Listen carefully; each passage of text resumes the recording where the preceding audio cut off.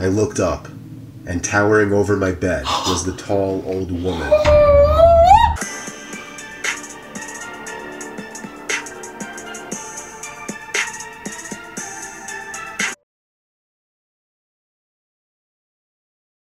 Sup Tho.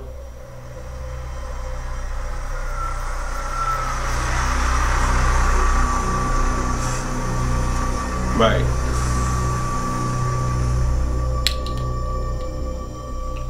So I used to be in the Darien School District in Connecticut during my middle and high school days. Right. It was a wealthier district, and a lot of field trips were offered to the students. I was a member of the chorus, and every year we'd take at least 1 or 2 optional field trips as a class.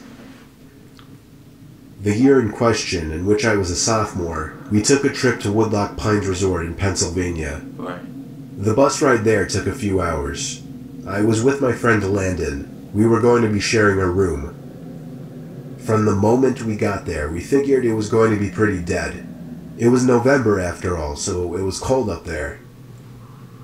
We had 3 days planned for the trip, and there were 4 chaperones. Okay. They weren't really following us at all times. We just had to tell them what activities we'd be going to do. Alright. The first day was fun. Landon and I, along with 2 girls who we were friends with, did some go-karting, rock climbing, went in the pool, and then we went to eat dinner. Nice. After dinner, we went back to our room and just hung out for a while. For the record, not all the students were able to get rooms next to each other. The room was ground level, and there was a clear sliding door that provided a view of the lake down the hill. Oh god. We went back out for a while, then came back to the room at about 10 o'clock. We left the blinds to the door open because the moon was giving off a cool reflection on the lake down below. I do that sometimes. Little did we know that would be the start of a nightmare. Oh shit. If I had to guess, I would say it was a whole hour of us just rolling around in both of our beds trying to get comfortable, occasionally talking, before Landon, whose bed was closer to the door, screamed.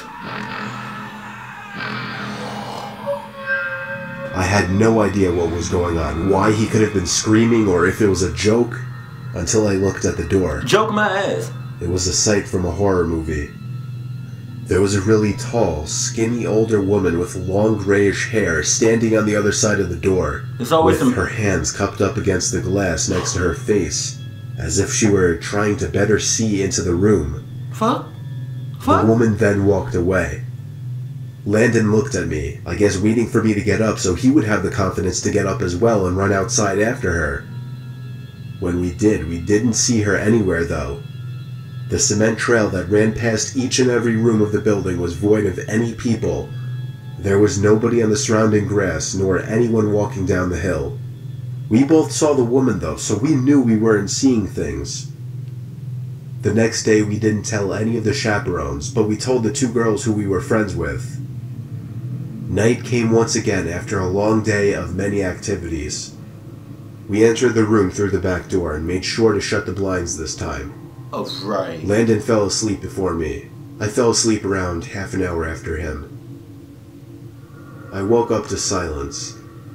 I couldn't tell if something had woken me up or not. What you mean? All I knew was that I didn't feel right. I sat up and whispered Landon's name to see. It's them fucking vibes. It's them vibes that's killing you, bruh. Because you saw the old lady, creepy as hell. And now you can't sleep. It's natural, right? If I sleep and I wake up, right, to some scary ass shit or a creepy ass person, I'm talking creepy as shit. And the next night, I'm trying to go. I can't sleep after that. Right? Like I'm having a hard enough time watching and listening to this video. I can't even imagine being in your shoes, bruh. So it's natural for you know. But fuck, it's them vibes. It's always them old people. If he was awake. He didn't answer, so I turned to the left out of pure instinct and curiosity to look at him. But I couldn't see him. Something was blocking my view of the other bed. I looked up, and towering over my bed was the tall old woman. She took 2 steps back as she said, "Your back door was unlocked." before turning around and walking outside. Who is that? I was frozen in that bed, except for my shaking. I woke Landon and told him what happened. We locked the back door, shut the blinds once again, and agreed to stay up the rest of the night. Okay, right. It was already 4 in the morning, so we wouldn't be losing much sleep. You get shitting me. By 8 o'clock, we went to the dining hall to eat breakfast.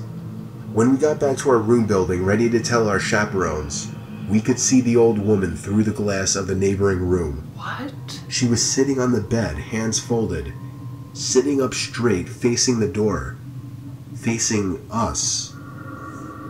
We ran to the front desk in the lobby building to report her to the staff instead of the chaperones. It was weird. None of them really knew what to do in the situation. Eventually, we persuaded them to come to the woman's room with us. I know what to do. There, they found the woman sitting in the same position, along with an older man sitting on the other bed, looking up at them as they entered. Apparently, the woman had some kind of mental disorders, but the man wasn't all there either. There was something very off-putting about him. And they just weren't the kinds of people that you'd expect to see at a family-friendly resort. The staff wouldn't kick the two out like we hoped, though, so we told our chaperones. Long story short, after a lot of arguing between chaperones and staff, we had to end the trip early, and we all went home. Right. Not early Me and enough. Landon were just happy to get out of there. Fucking staff was bullshitting. I would have believed y'all, and we would have hauled ass together. All of us. When I was in the 4th grade, my class took a field trip to a rural zoo-type place about an hour away from our school. I remember vividly it was a cloudy day with the occasional raindrop or two falling. Right. The zoo was kind of small, but it was kid-friendly. It had a decent amount of habitats, mostly smaller animals though, nothing exotic. There was also a big building as part of the zoo where taxidermied animals were put on display, along with other interesting attractions that I don't really remember. Admittedly, I was kind of off in my elementary and middle school years. What you mean? I would do weird antisocial things, and my teachers and my mom would pick up on it. Okay. For whatever reason, when we were touring the building as a group, I decided to walk into one of the bathrooms without telling any of the teachers. I did my business, washed my hands, and entered back out into the hallway. Nobody was around. See? I walked down one of the hallways we See? hadn't crossed yet. You fucking up. I still vividly remember the dim, moody lighting and the scarlet red carpets of the hallways. My 8-year-old imagination was going wild as I witnessed all the stiff, lifeless animals that were once alive behind the glass boxes.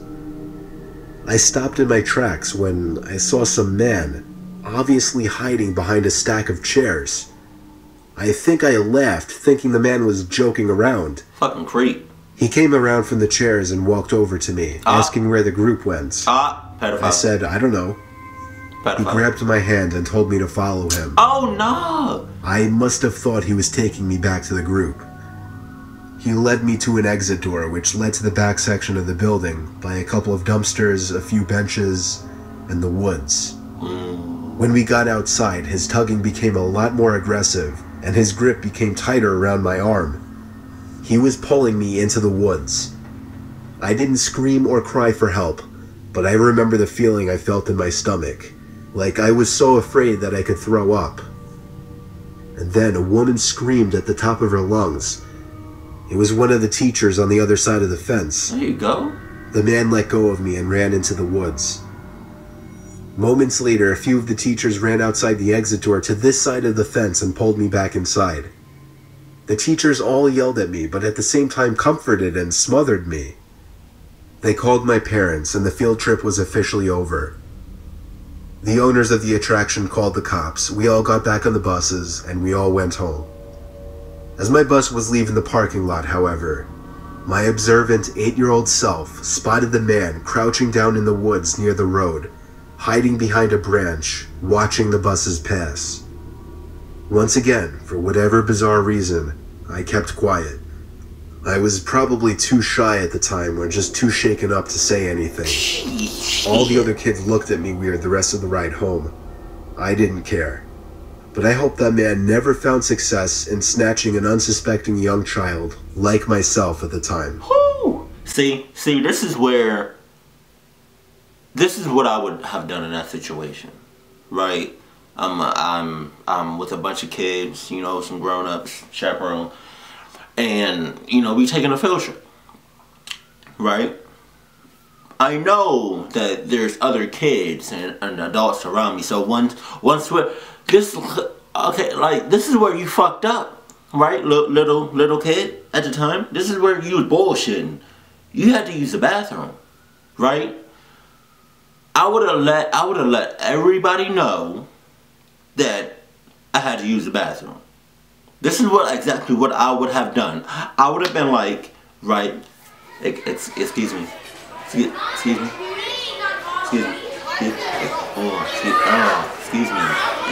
Excuse me. Oh. Thank you. I have to use the bathroom right now. Oh, okay? So we just stay, please. Just stay right here. Don't move. Don't drift off. Just stay. Right, matter of fact, just everybody just come to the bathroom with me. Okay? Thank you. Okay, please.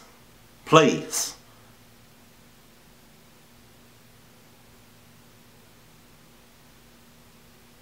Please.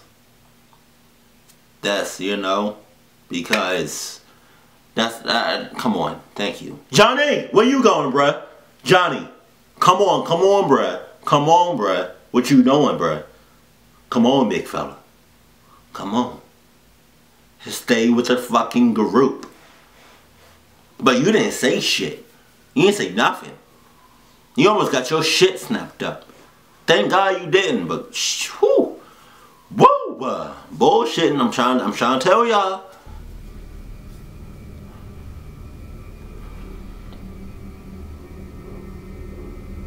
Right. Back in high school, I took a mysteries and mythology type class, or something like that. I don't remember the name of the class. It basically just had to do with real life mysteries and creepy shit. Right. I was into that kind of stuff. I was taking the class with a good friend, who I'll call Ben for this story. The teacher of the class took us on a field trip to a nearby abandoned village with an unknown past. The village was built in the early 1900s, but seems as though it had been quickly abandoned shortly after it was built. The bus ride there was about 20 minutes. All of us were glued to the bus windows as we pulled up some sketchy-looking, decrepit road cutting through dense forest. The road eventually led to a clearing. We were there. We stepped out onto the road, which had grass growing through the cracks. The grass surrounding was almost knee-high. Then there were the buildings. The tall, archaic brick buildings with the boarded-up windows all gave off such chilling vibes. Right. The teacher lined all 20 of us up, counted heads, and then began leading the way. The point of this little field trip was to use the so-called skills we learned in class to see if we could put anything together about why the village may have been abandoned so long ago. Some of the buildings had holes in the walls to serve as entryways. There were even holes in the ground next to some of the buildings, seemingly dug to get into the basements of some of the buildings, which seemed creepy. There was one building, though. It stood taller than any of the others. It just intrigued me the most. While the teacher was leading the group towards the village church, Ben and I decided to sneak off on our own to look for anything interesting. No, you shit! When we walked off in the direction of the tallest building, we saw a hole in the ground. It was dug by the back door of the building, which had been sealed off. In the hole was a ladder, which led down to the concrete floor below. Wow. We both looked at each other and knew we had to do it. Ben climbed down first, then me. Yeah, idiots. Luckily, this was just around the time Apple started putting flashlights on their phones, so we had a source of light. It was creepy down there. There were a couple of beer bottles, one graffiti tag on the wall, and dusty wooden planks everywhere. There was a wooden stairway which led up to complete darkness, since all windows and doors had been sealed shut from above. We had already gone as far as to enter the building, so we figured we'd go up the stairs too. I went first, and with each step, the creakiness of the 100-year-old wood made me feel as if I was going to fall through each and every step. Ben followed suit. This floor of the building was very tight. It seemed like there were many openings going off into different, smaller rooms. It was so dark in there, you would never even guess it was daytime. Ben and I were honestly starting to get creeped out in there, and agreed to go back outside. But just then, there was a noise in one of the tiny rooms, like a big rock hitting the concrete floor. A normal instinct would be to run, but Ben and I froze, locked eyes for a moment, then both tiptoed over to the opening of the room. Oh my god, bro. We shined the lights into the room and ran. We ran back down the stairs and then up the rusty ladder back outside. We caught up to the group out of breath. We didn't say anything though to avoid getting in trouble. One of our classmates asked us what was wrong. We told him we snuck into one of the buildings, and in one of the rooms, when we shined the light into it, we saw 3 guys standing maybe 10 feet away from the doorway, facing Ben and I in a weird formation, as if they were waiting for us. Oh, no! As we continued following the group, we paid extra attention to the tall building we entered from the distance. And before leaving, we saw a person's face at one of the higher level windows that had not been boarded up. We never told the teacher in fear of getting in trouble. We didn't know what to think. Were those just homeless people living in there? Hell no. Were they gang members in hiding? Ben freaks me out with his theory. He says they were ghosts of the people who once lived in the town. Still, the way the 3 guys were just hauntingly standing there so calmly, staring at us the moment we peeked our heads through that doorway, I still can't get that image out of my head. I may go back to that village one day, just to prove Ben's idea wrong. What, no? What? What? I feel like if you go back there, you're gonna end up dead, or you're gonna fuck your shit up. Especially if you go alone. If I'm ever with a group of people, or if it's a field trip or something, you know, or if I'm with my friends and we go somewhere, right,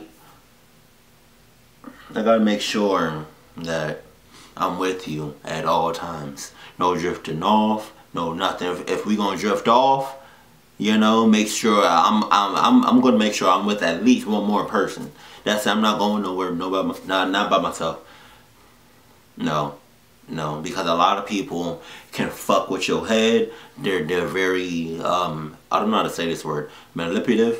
Is that how you say it? Manipulative? I don't know. They like to fuck with you, and once they got you in their head, like once they got you locked in, it's a wrap. You know, it's like, I don't know, man. Like, for me,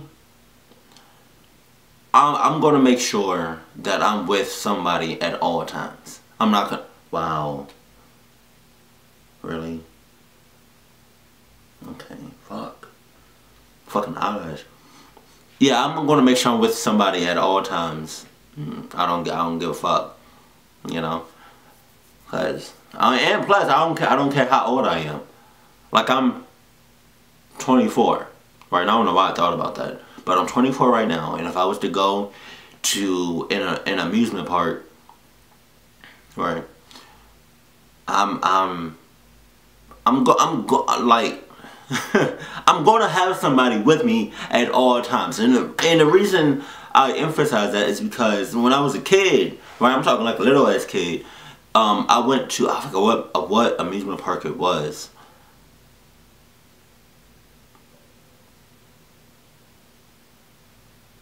King's Dominion? Six Flags? I don't know.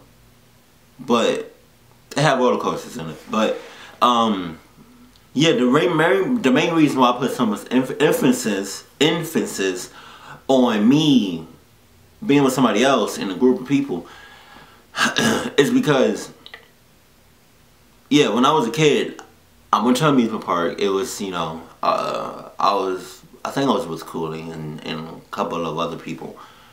And we I got lost. You know, I don't know how I got lost, but I got lost. And it was at nighttime too. And you know, I almost shitted myself because I was so scared and nervous at the same time. But I went back to the exit. Oh, I went back to the entrance of the amusement park, and I just waited there for God knows how long. And I just waited until I saw somebody that I knew. But yeah, please, if you're ever with a group of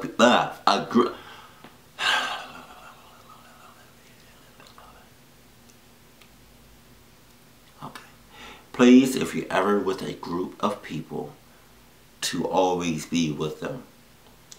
Do not drift off, please. And let it be known what you're about to do. If you're about to use the bathroom, let everybody in the group know that you're about to use the bathroom. If you're about to get something to eat, please let them allow. If you're about to, you know, tie your shoes. Why can I talk right now? What the fuck? It could be because I'm hungry as hell and the food is right there. That could be the reason why I can't really talk and process at the same time. But yeah, don't fuck up by drifting the fuck off. Stay with the people, please. Please. But keep it cool, keep it classy, and I love you. Stay happy. Bye, family.